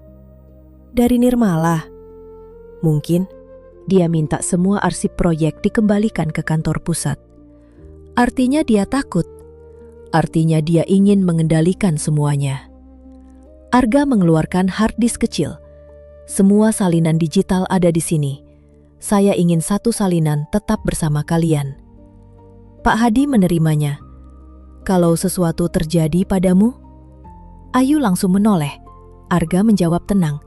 Dokumen ini tetap ada. Jangan bicara seperti itu, kata Ayu. Mereka sepakat mencari arsip yang mungkin disimpan almarhumah nenek Ayu. Menurut Pak Hadi, neneknya biasa menyembunyikan surat penting di tempat yang tidak pernah disentuh orang lain. Sore itu, Ayu dan Arga membongkar gudang lantai 2. Kotak-kotak lama dipenuhi cetakan kue, kain batik, buku resep, dan foto keluarga. Ayu mengangkat sebuah kaleng tua. Buka. Kenapa saya? Karena itu milik keluargamu. Kalau ada kecoa, aku kira kamu pemberani. Saya berani melawan manusia, kecoa beda urusan. Arga tertawa, lalu membuka kaleng itu. Isinya hanya kartu pos lama. Ayu duduk di lantai. Arga, kenapa ibumu sering datang ke tempat kami? Gerakan Arga berhenti. Dia suka kawasan ini. Itu jawaban aman. Arga menatap debu di tangannya. Ibuku tidak terlalu suka kehidupan di rumah. Setelah bisnis keluarga tumbuh, ayahku mulai melihat semua hal sebagai sesuatu yang punya harga. Ibumu tidak setuju dengan proyek ini? Dia menentang banyak proyek. Lalu dia meninggal. Nada suaranya datar, tetapi Ayu bisa merasakan sesuatu yang ditahan. Ia tidak bertanya lagi. Malam tiba tanpa mereka menemukan apapun. Sebelum pergi, Arga berkata, "Kunci semua pintu." "Kamu terlalu khawatir." "Lakukan saja." "Baik, Pak Satpam." Arga hampir tersenyum. "Kalau ada sesuatu yang aneh, telepon aku dulu." "Kenapa harus kamu?" "Karena aku yang menarikmu masuk ke semua ini." Malam itu hujan turun deras. Ayu terbangun karena bau asap. Lalu terdengar suara kaca pecah dari bawah. Ia langsung bangun. "Bu!" Tidak ada jawaban. Ayu berlari keluar kamar. Asap hitam sudah memenuhi tangga. "Pak! Bu!" Bu Ratna keluar sambil batuk. "Ayu, ibu naik. Ayahmu masih di bawah." Ayu menutup hidung dan berlari menembus asap. Pak Hadi sedang mencoba memindahkan tabung gas dari dekat dapur. "Pak, keluar!" Mereka menarik tabung bersama-sama. Sebuah rak kayu tiba-tiba jatuh, tetapi Pak Hadi sempat mendorong Ayu ke samping. "Ayah tidak apa-apa, keluar!" Mereka lari melalui pintu samping. Tetangga mulai berdatangan membawa ember dan menelpon pemadam. Bu Ratna memeluk Ayu erat. Dalam beberapa menit, api membesar. Ayu berdiri di tengah hujan dan melihat bagian belakang toko keluarganya terbakar. Tangannya gemetar. "Ayu!" Ia menoleh. Arga berlari dari ujung jalan. Kemejanya basah, rambutnya berantakan. "Kamu luka?" Ayu tidak bisa menjawab. Arga memegang kedua bahunya. "Ayu, lihat aku. Kamu luka?" "Tidak." "Pak Hadi, Bu Ratna?" "Selamat." Arga menutup mata sesaat seperti baru bisa bernapas. "Kamu menelpon dia?" tanya Ayu kepada ibunya. Bu Ratna menggeleng. "Aku melihat pesan dari grup warga. kata Arga. Pemadam datang tidak lama kemudian. Api berhasil dikendalikan sebelum mencapai seluruh bangunan, tetapi dapur belakang dan gudang habis terbakar. Ketika petugas menyebut kemungkinan korsleting, Arga bertanya, "Sudah diperiksa titik awalnya?" "Ada beberapa kemungkinan." Arga berjalan ke belakang. Di tanah basah dekat tembok, ia berjongkok dan menunjukkan potongan kain hitam yang berbau tajam. "Bensin?" tanya Ayu. "Mirip." Wajah Arga berubah. "Ini bukan korsleting." Keesokan pagi, polisi datang. Arga menyerahkan barang yang ditemukan. Sinta datang sambil menangis dan langsung memeluk Ayu. Pak Hadi memeriksa sisa gudang. Beberapa foto keluarga rusak terkena air. Ayu melihat sepotong foto terbakar. Hanya tersisa wajah seorang perempuan. Maya, ibu Arga. Ia membawa foto itu kepada Arga. Di bagian belakang ada tulisan tangan yang hampir hilang. "Hadi, simpan yang asli. Jangan percaya salinan dari kantor." Arga membaca kalimat itu 2 kali. Pak Hadi mendekat. "Ini tulisan ibumu?" tanya Ayu. "Ya." Ayu menatap ayahnya. "Pak, apa maksudnya?" Pak Hadi tampak pucat. "Saya tidak ingat." "Jangan bohong lagi, Ayu. Setiap kali ada sesuatu yang penting, ayah bilang lupa. Sekarang toko kita dibakar." Pak Hadi menunduk. Ayah benar-benar tidak tahu di mana dokumen itu. Tapi ayah tahu dokumen itu pernah ada. Akhirnya Pak Hadi mengangguk. Ayu merasa marah sampai tubuhnya bergetar. "Kenapa tidak bilang?" "Karena setelah kebakaran pertama, kami takut." Arga menegang. "Kebakaran pertama?" Pak Hadi duduk perlahan. 8 tahun lalu, malam sebelum Bu Maya meninggal, dia datang ke sini membawa map. "Apa isinya?" tanya Arga. "Kontrak asli, catatan pembayaran, dan surat tentang proyek." "Lalu?" "Dia bilang kalau sesuatu terjadi, kami harus menyimpannya." "Kenapa tidak dirikan kepada polisi?" Pak Hadi tertawa pahit. "Karena besoknya gudang lama terbakar." Ayu merasa napasnya berhenti. "Gudang yang mana?" "Bangunan kosong di belakang deretan toko. Ibumu ada di sana malam itu." Arga berdiri. "Kenapa?" "Kami tidak tahu." Ayu tiba-tiba melihat kilatan dalam kepalanya. Api. Seorang perempuan menarik tangannya. Suara anak laki-laki menangis. Ayu memegang kepala. "Ayu?" Arga langsung mendekat. "Api," bisiknya. "Apa?" "Saya pernah ada di sana." Pak Hadi menutup mata. "Pak?" "Ayu, jangan dipaksa mengingat." "Saya ada di sana kan?" Bu Ratna mulai menangis. "Iya." Ayu mundur. "Kenapa?" "Kamu mengikuti Arga." Arga menatapnya tidak percaya. Pak Hadi berkata, "Kalian berdua pergi dari toko tanpa diketahui." "Lalu?" "Kami menemukan kalian dekat bangunan yang terbakar. Bu Maya tidak sempat keluar." Arga memejamkan mata. Ayu menatapnya. "Kenapa kamu tidak pernah cerita?" "Aku tidak ingat kamu ada di sana." "Kamu ingat kebakaran?" "Sebagian." "Dan kamu tetap menyembunyikan semuanya?" "Aku tidak tahu sebanyak ini." Ayu tertawa pendek. Semua orang selalu bilang begitu. Ia pergi ke belakang. Arga mengejar. "Ayu, jangan. Dengarkan aku. Saya capek mendengar penjelasan setelah semuanya terlambat." "Aku juga baru tahu." "Tapi kamu tahu ibumu terlibat dalam proyek ini." "Ya." "Kamu tahu kebakaran itu mungkin berhubungan dengan kawasan kami." "Aku menduga." "Dan kamu tetap membuat saya mencari dokumen tanpa bilang bahwa ibumu mungkin meninggal karena dokumen itu."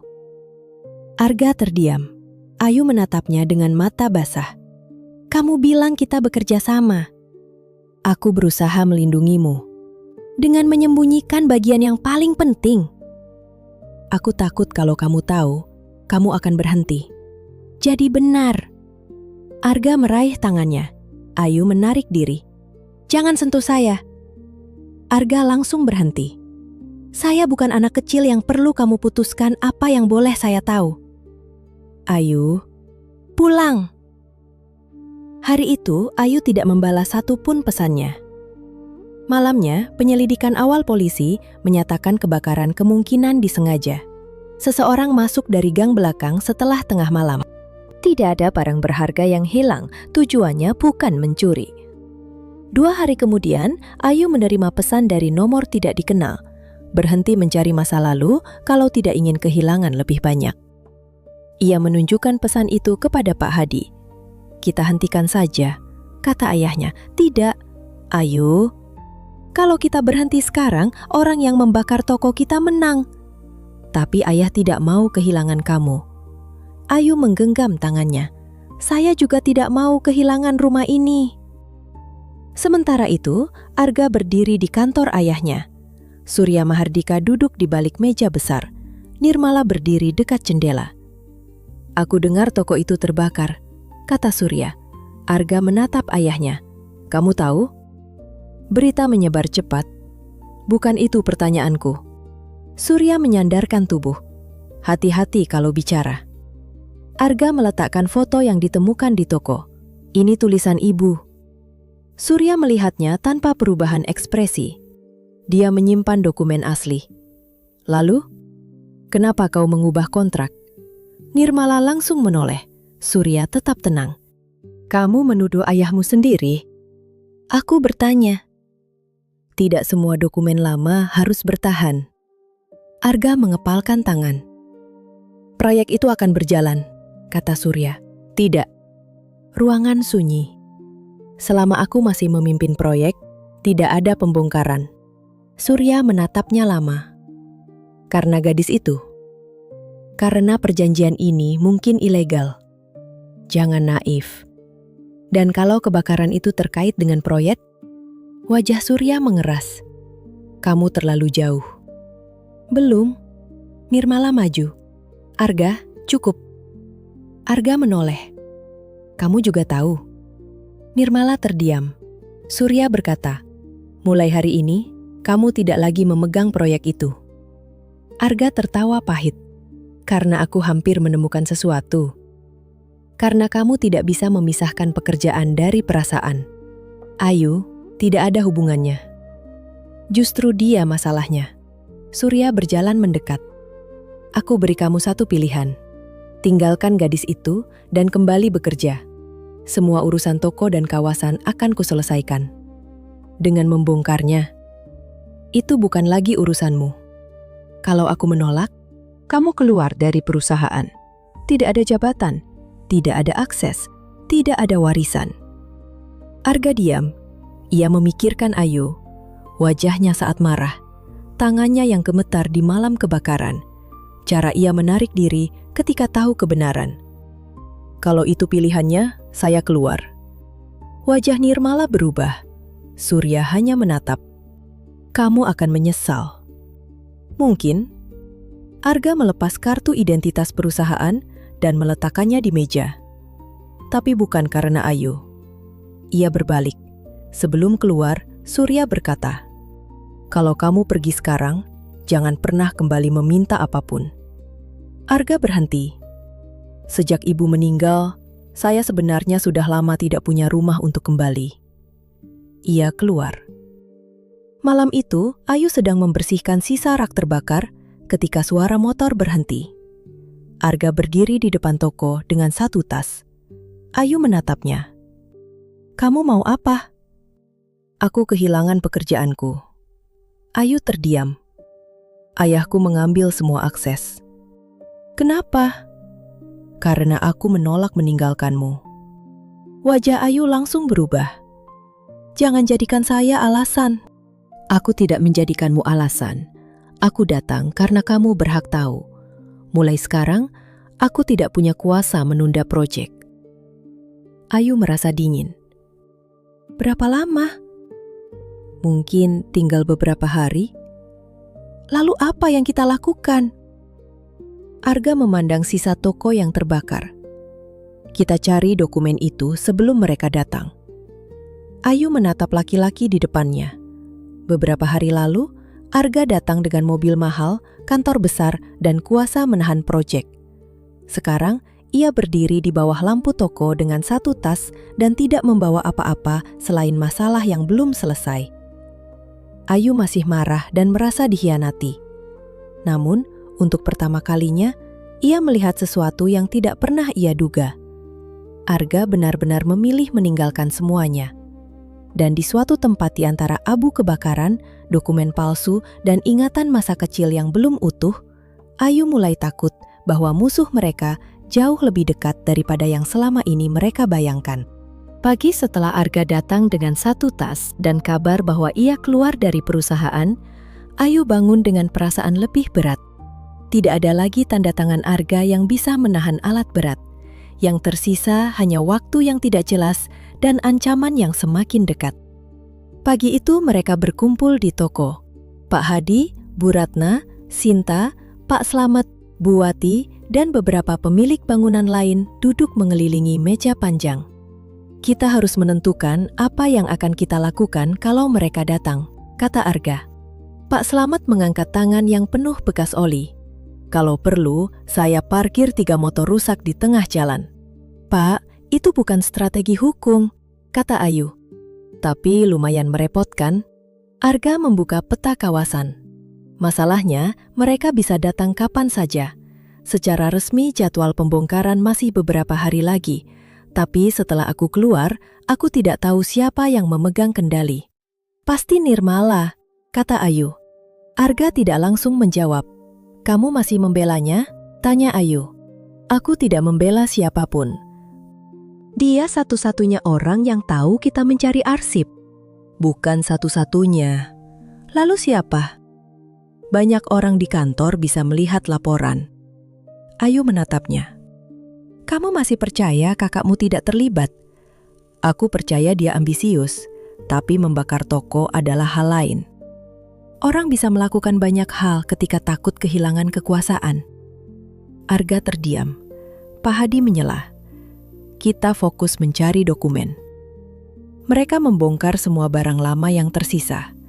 Ayu mencari di kamar mendiang neneknya, di bawah papan lantai, di antara buku resep, bahkan di dalam wadah beras lama. Tidak ada. Menjelang sore, ia duduk di lantai dengan wajah lelah.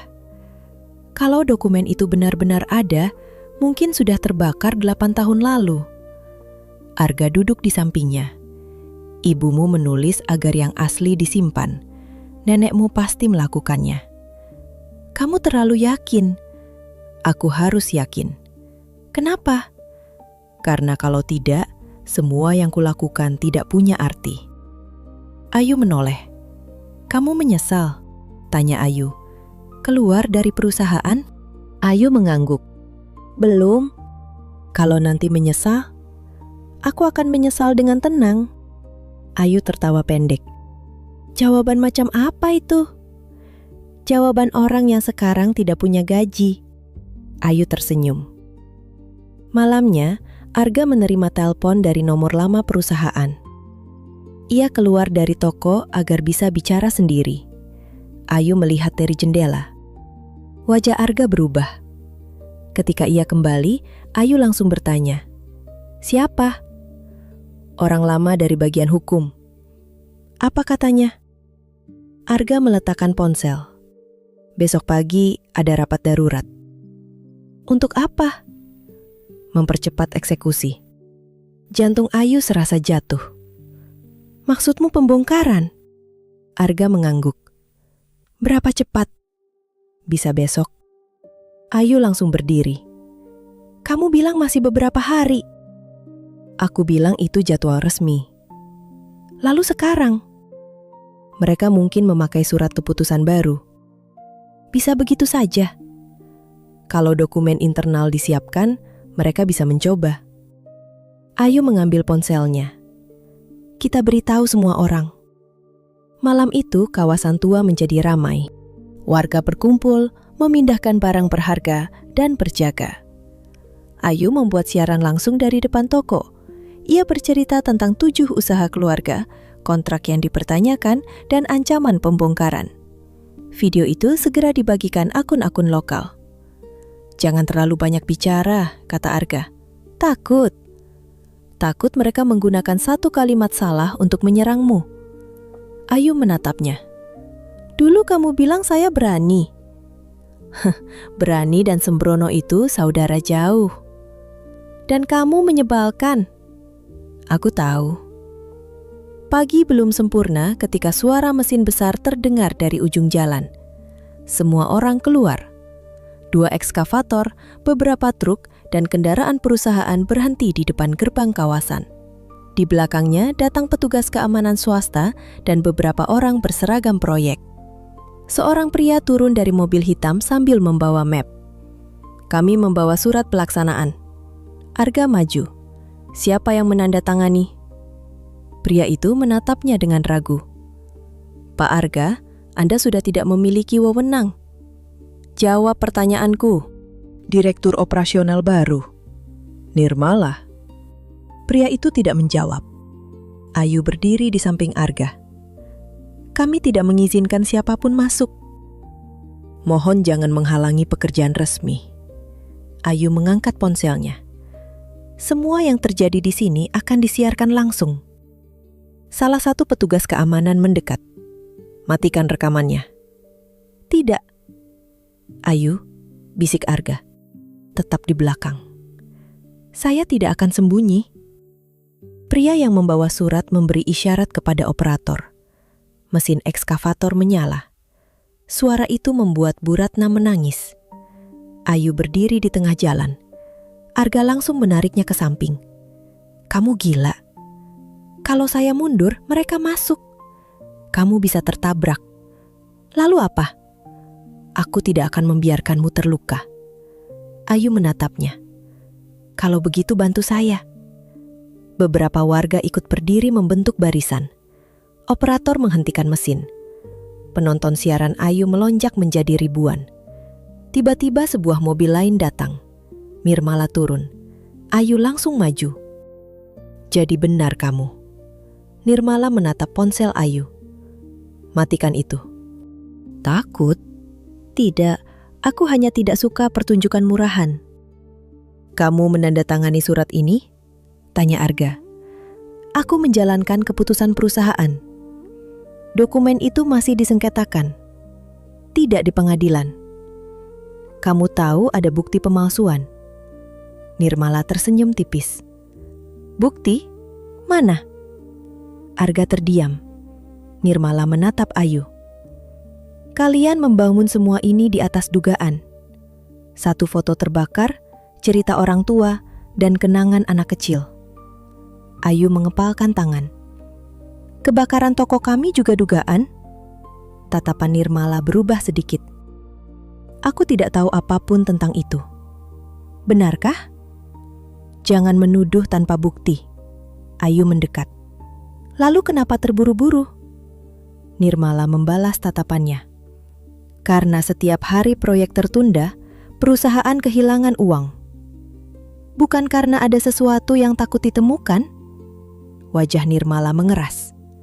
Saat itu 2 mobil polisi datang. Kerumunan menjadi sunyi. Ayu sempat berpikir mereka datang untuk menghentikan alat berat. Ternyata salah satu petugas mendekati Arga. "Pak Arga Mahardika?" "Ya." "Kami perlu meminta Anda ikut untuk pemeriksaan." Ayu menegang. "Pemeriksaan apa?" Petugas menunjukkan surat. "Ada laporan terkait pengambilan data perusahaan dan dokumen rahasia." Ayu menatap Nirmala. "Kalian melaporkannya?" Nirmala tidak menjawab. Arga berkata tenang. "Aku akan ikut." "Tidak," kata Ayu. "Ayu, mereka sengaja menyingkirkan kamu. Kalau aku melawan sekarang, mereka dapat alasan lebih besar." Petugas meminta Arga menyerahkan ponselnya. Sebelum pergi, Arga menatap Ayu. Jangan hentikan siaran. Arga. Dan jangan cari aku. Apa? Cari dokumennya. Ia dibawa pergi. Nirmala berdiri beberapa meter darinya. Sekarang minggir. Ayu menghapus air matanya dengan kasar. Tidak. Ayu, kamu tidak punya kuasa. Memang. Ia mengangkat ponselnya. Tapi sekarang orang-orang melihat. Siaran langsung sudah ditonton lebih dari 20.000 orang. Wartawan lokal berdatangan. Komunitas pelestarian kota, mahasiswa, dan pendamping hukum ikut datang. Dalam 2 jam, jalan sempit itu penuh manusia. Pihak proyek tidak bisa bergerak tanpa menciptakan bentrokan yang disaksikan ribuan orang. Nirmala masuk ke mobil dengan wajah marah. Namun sebelum pergi, ia berkata kepada Ayu, "Ini belum selesai." Ayu menjawab, "Saya juga belum selesai." Hari itu pembongkaran tertunda, bukan karena surat resmi atau kuasa Arga, tetapi karena warga menolak pergi. Malamnya, Ayu duduk sendirian di toko yang rusak. Ponselnya penuh pesan, tetapi ia hanya memikirkan Arga. Pak Hadi duduk di sampingnya. "Kamu kuat hari ini?" "Saya takut." "Itu tidak membuatmu lemah." Ayu menatap lantai. "Pak, saya rasa saya selama ini salah." "Soal apa?" "Saya selalu pikir Arga yang akan menyelamatkan kami." Pak Hadi tersenyum tipis. "Lalu?" "Ternyata dia cuma membuka pintu." "Dan kamu yang memilih masuk." Ayu menatap ayahnya. Tiba-tiba Sinta datang dari dapur sambil membawa sebuah benda. "Yuk, ini tadi jatuh dari lemari lama." Di tangannya ada cetakan kue kayu milik nenek Ayu. Bentuknya berat dan tebal. Biasanya dipakai untuk mencetak kue tradisional. Sebelum neneknya berhenti membuatnya, Ayu mengambilnya. "Kenapa?" "Dengarkan." Sinta menggoyangnya. Ada suara kecil dari dalam. Pak Hadi langsung berdiri. "Dari mana kamu menemukannya?" "Di belakang lemari yang terbakar." Ayu memeriksa bagian bawah cetakan. Ada garis tipis yang hampir tidak terlihat. Dengan ujung pisau, Pak Hadi membuka lapisan kayu. Di dalamnya terdapat ruang sempit. Sebuah bungkusan plastik tua terselip di sana. Di dalamnya ada beberapa lembar kertas, sebuah kaset suara kecil, dan surat. "Arga, jika suatu hari kamu membaca ini, berarti aku gagal menyelesaikan semuanya sendiri." Ayu langsung menutup mulut. Itu surat untuk Arga, ditulis oleh Maya. Pak Hadi mulai menangis. "Nenekmu benar-benar menyimpannya." Ayu membuka lembar lain. Itu kontrak asli dengan tanda tangan semua pemilik bangunan. Tidak ada klausul pengambil alihan atau hak pembongkaran. Ada pula catatan transfer yang menunjukkan perubahan dokumen dilakukan setelah kematian Maya. Ayu segera memotret semua halaman. "Kita bawa ke polisi." Pak Hadi mengangguk. Namun sebelum mereka pergi, Ayu berhenti. "Tidak." Pak Hadi menatapnya. "Kalau kita hanya menyerahkan ini diam-diam, mereka bisa bilang palsu." Lalu, Ayu mengangkat ponsel. "Kita tunjukkan semuanya." Malam itu, Ayu kembali melakukan siaran langsung di depan papan nama toko yang setengah terbakar. Ditemani para pemilik bangunan, ia menunjukkan kontrak asli, menjelaskan perbedaan tanggal, dan membacakan sebagian surat Maya. Ia tidak berteriak atau menangis. Ia hanya berkata, "Kami bukan menolak pembangunan. Kami hanya menolak ketika pembangunan dimulai dengan menghapus orang-orang yang sudah lebih dulu hidup di sini." Video itu menyebar cepat hingga media nasional. Nama Mahardika Karya Group menjadi pembicaraan. Keesokan paginya, kantor hukum yang membantu warga mengajukan permohonan penghentian sementara. Pihak berwenang memeriksa dokumen. Pembongkaran resmi dihentikan sampai penyelidikan selesai. Sore harinya, Arga dibebaskan. Ayu menunggunya di luar kantor polisi. Arga keluar dengan wajah lelah. Begitu melihat Ayu, ia berhenti. Kamu menemukan dokumennya. Ayu mengangguk. Di cetakan kue nenek. Arga tertawa pelan. Ibumu menulis surat untukmu. Wajah Arga berubah. Ayu menyerahkan salinan. Arga membacanya dalam diam. Tangan yang memegang kertas mulai gemetar. Ayu tidak mengatakan apa-apa. Akhirnya Arga bertanya, "Kawasan aman? Untuk sekarang, kamu yang melakukannya." "Kita." Arga menggeleng. "Tidak, kali ini kamu." Ayu menatapnya. Bagaimana rasanya tidak jadi penyelamat? Agak menyebalkan. Ayu tertawa kecil. Arga menatapnya lama. "Ayu, ya? Kalau semua ini selesai, aku mungkin tidak punya apa-apa." "Kamu masih punya satu tas." Arga tersenyum. Sangat menghibur. Ayu menunduk. Dulu Ayu takut Arga membantunya karena kasihan. Ia juga takut dirinya menyukai Arga hanya karena laki-laki itu punya kuasa. Sekarang Arga berdiri di depannya tanpa perusahaan, jabatan, atau kekayaan. Justru sekarang, Ayu lebih takut kehilangan dirinya. Namun sebelum ia sempat mengatakan apapun, ponsel Arga bergetar. Sebuah pesan masuk. Arga membaca, lalu wajahnya berubah. "Siapa?" tanya Ayu. "Nirmala." "Apa katanya?" Arga menunjukkan layar. "Ayah pingsan. Kalau kamu masih menganggap dirimu anaknya, datang ke rumah sakit." Ayu menatap pesan itu. Mereka baru saja memenangkan satu pertempuran. Tapi perang di dalam keluarga Arga belum benar-benar berakhir. Arga membaca pesan dari Nirmala sekali lagi sebelum memasukkan ponsel ke sakunya. Wajahnya tegang. "Ayo," kata Ayu. "Kamu tidak perlu ikut. Jangan mulai. Dan sejak kapan kamu menghadapi urusan keluarga dengan baik?" Arga hampir tersenyum, tetapi tidak jadi. Mereka pergi ke rumah sakit malam itu. Sepanjang perjalanan, Arga lebih banyak diam. Di ruang tunggu, Nirmala sudah berdiri. Begitu melihat Ayu, wajahnya mengeras. "Kenapa dia ikut?" "Karena aku yang minta," jawab Arga. Ayu meliriknya. Arga jelas berbohong, tetapi ia tidak membantah. "Ayah kena serangan ringan. Dokter bilang kondisinya stabil," kata Nirmala. Arga mengembuskan napas panjang. "Boleh ditemui?" "Satu orang."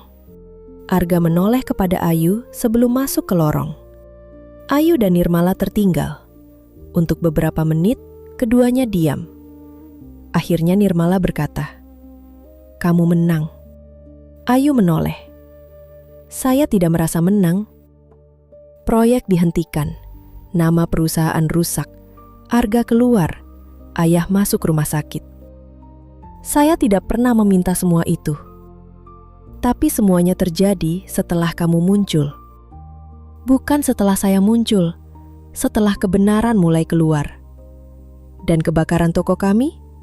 Nirmala langsung menoleh. "Aku tidak membakar toko kalian." Ayu menatapnya tajam. "Percaya atau tidak, terserah." "Lalu siapa?" Nirmala terdiam. Ayu langsung tahu ia menyimpan sesuatu. "Anda tahu. Dulu ada direktur hukum bernama Wibowo. Dia mengurus perubahan kontrak setelah Ibu Maya meninggal. Dia masih di perusahaan? Bukan sebagai pegawai, dia menjadi konsultan untuk beberapa proyek, termasuk kawasan kami." Nirmala mengangguk. Dada Ayu terasa dingin. Nama itu sama dengan yang ditemukan Arga pada kwitansi dan surat lama di toko Pak Jatmiko. Kini potongan yang dulu tampak sepele mulai membentuk pola. "Kenapa Anda tidak bicara dari awal?" "Karena aku tidak punya bukti." Ayu tertawa pendek. "Kalian selalu punya alasan yang sama." Nirmala menerima kalimat itu tanpa membantah. "Aku melihat Wibowo keluar dari kantor ayah 2 hari sebelum toko kalian terbakar." Ayu menatapnya. Apakah Anda akan mengatakan itu kepada polisi? Nirmala diam. Kalau tetap diam, Anda tidak berbeda dari dia. Di dalam kamar rawat, Arga berdiri di sisi tempat tidur ayahnya. Surya tampak jauh lebih tua. Tidak ada jas mahal, meja besar, atau orang yang menunggu perintah. Hanya seorang lelaki dengan infus di tangan. "Kamu datang," kata Surya.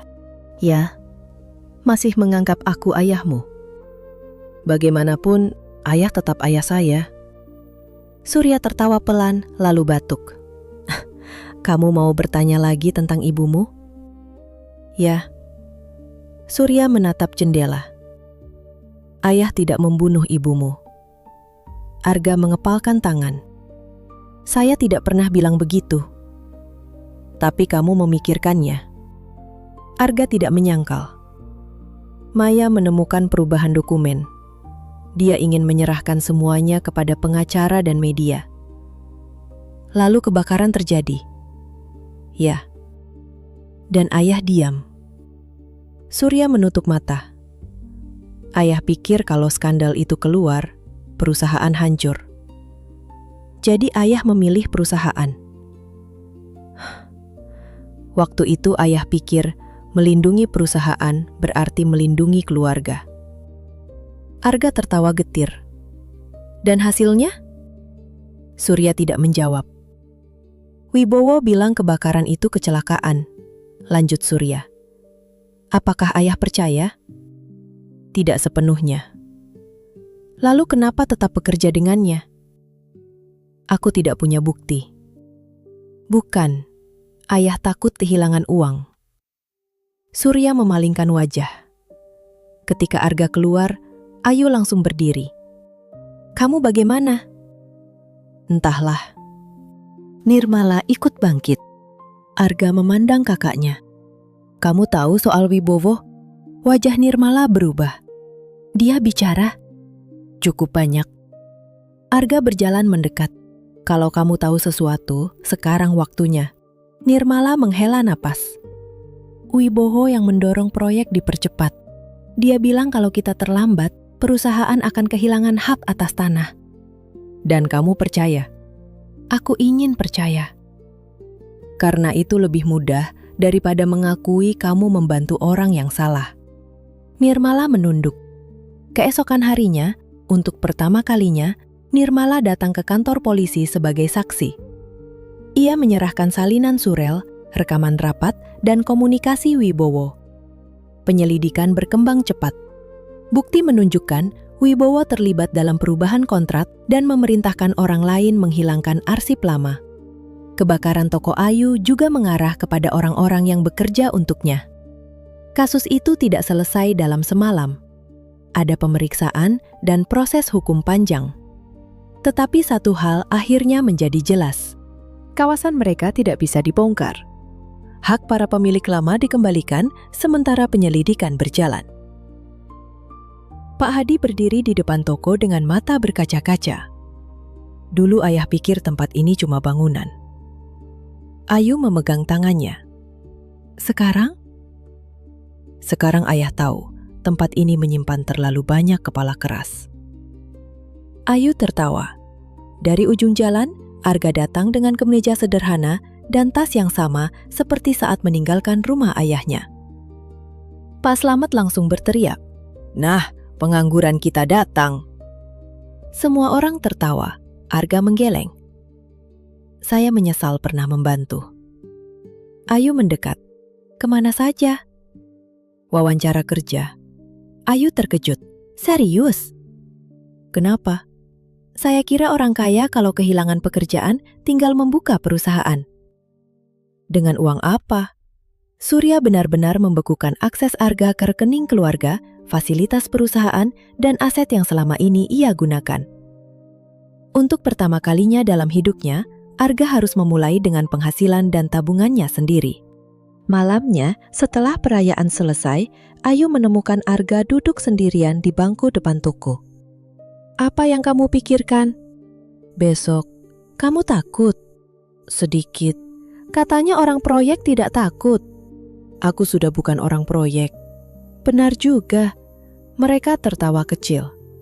Beberapa saat kemudian, Arga berkata, Ayu, aku mungkin pergi dari Yogyakarta. Senyum Ayu hilang. Kemana? Ada tawaran kerja di Surabaya. Bagus. Arga menatapnya. Bagus? Ya, kamu butuh pekerjaan. Kamu benar-benar ingin aku pergi? Ayu menelan ludah. Ini hidupmu. Bukan itu yang kutanya. Ayu berdiri. Saya mau masuk. Arga ikut berdiri. Ayu, sudah malam. Kamu selalu lari kalau jawabannya membuatmu tidak nyaman. Ayu berhenti. Kalau saya bilang jangan pergi, apa yang berubah? Banyak. Ayu berbalik. Dulu saya pikir semua ini lebih mudah karena kamu kaya. Saya bahkan takut saya dekat denganmu karena kamu bisa membantu keluarga saya. Arga diam. Lalu kamu kehilangan pekerjaan, jabatan, akses, hampir semuanya. Terima kasih sudah mengingatkan. Ayu menahan senyum. Tapi justru setelah itu saya sadar. Sadar apa? Ayu menatapnya. Bahwa yang saya takutkan bukan kehilangan bantuanmu. Arga tidak bergerak. Saya takut kehilangan kamu. Untuk beberapa detik, suasana begitu sunyi. Ayu merasa wajahnya panas. Sekarang kamu boleh menertawakan saya. Aku sedang mencoba bernapas. Ayu menunduk. Arga melangkah lebih dekat. Boleh aku memegang tanganmu? Ayu tertawa pelan. Kamu masih bertanya? Aku belajar. Ayu mengulurkan tangan. Arga menggenggamnya. Aku sudah menyukaimu sejak aku bahkan belum tahu arti menyukai seseorang, katanya. Jangan terlalu manis.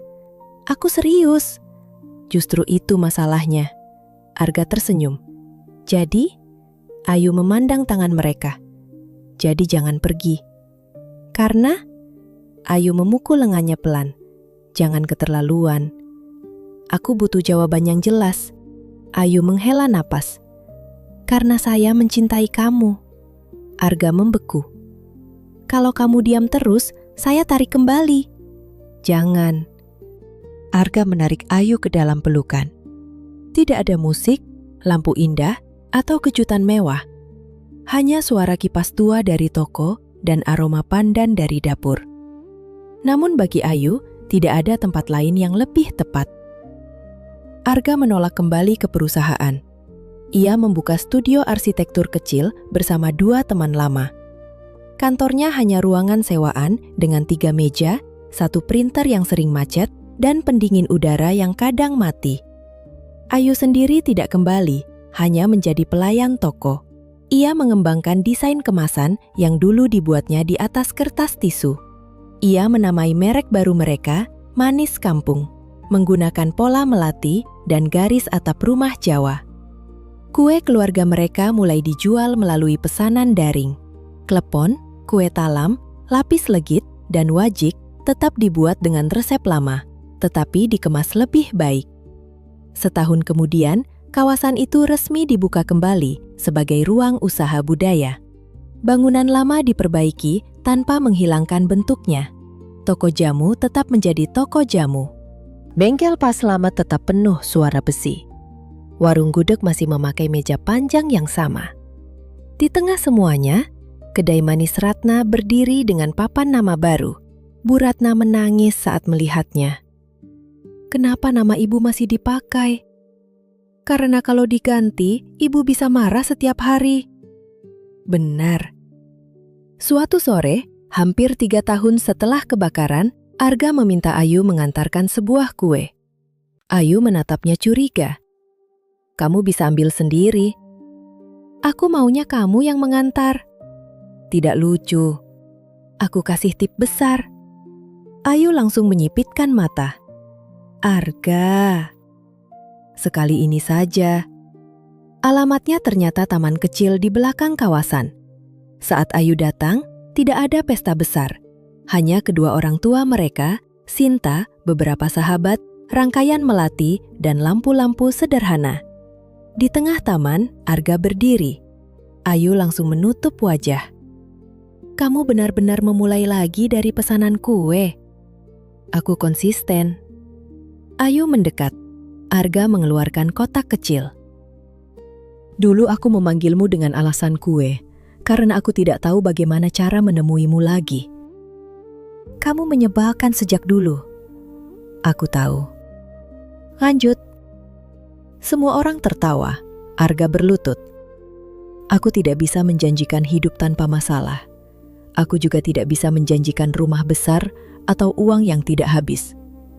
"Bagus. Tapi aku bisa menjanjikan satu hal." Ayu menatapnya dengan mata basah. "Aku akan tetap tinggal ketika keadaan tidak mudah." Air mata Ayu jatuh. "Ayu Pramesti, maukah kamu membangun rumah bersamaku?" Ayu mengangguk. "Mau." Arga berdiri dan memeluknya. Pak Hadi langsung berteriak, "Akhirnya!" Pernikahan mereka berlangsung beberapa bulan kemudian di halaman tengah kawasan yang pernah hampir dihancurkan. Tidak mewah, tetapi penuh orang yang mereka cintai.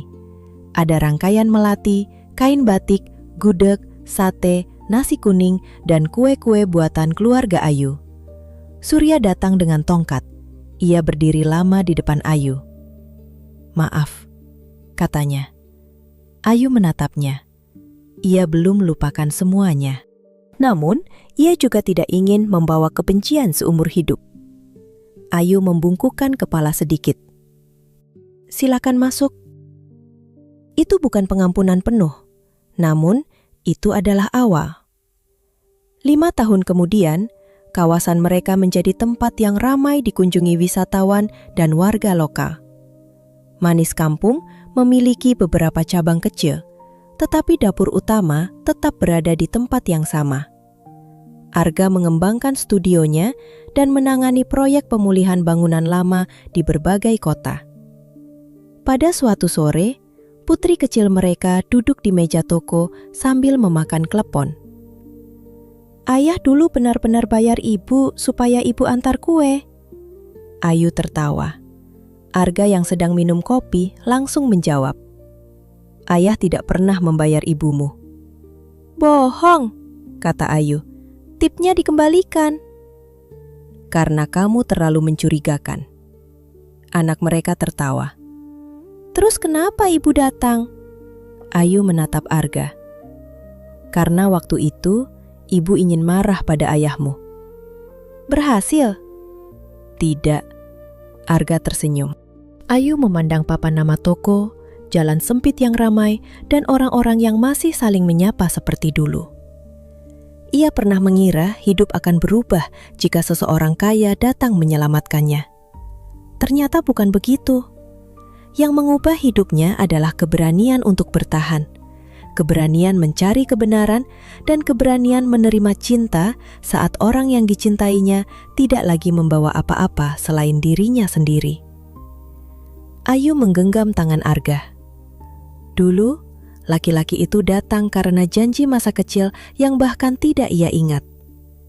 Kini mereka duduk di tempat yang hampir hilang, menyaksikan anak mereka tertawa. Dan Ayu akhirnya mengerti. Kadang-kadang, sesuatu yang paling berharga tidak datang dengan cara yang besar. Kadang-kadang, semuanya dimulai dari sebuah telepon aneh, sekotak kue, dan perjalanan singkat yang tanpa disadari membawa seseorang menuju rumah yang selama ini ia cari.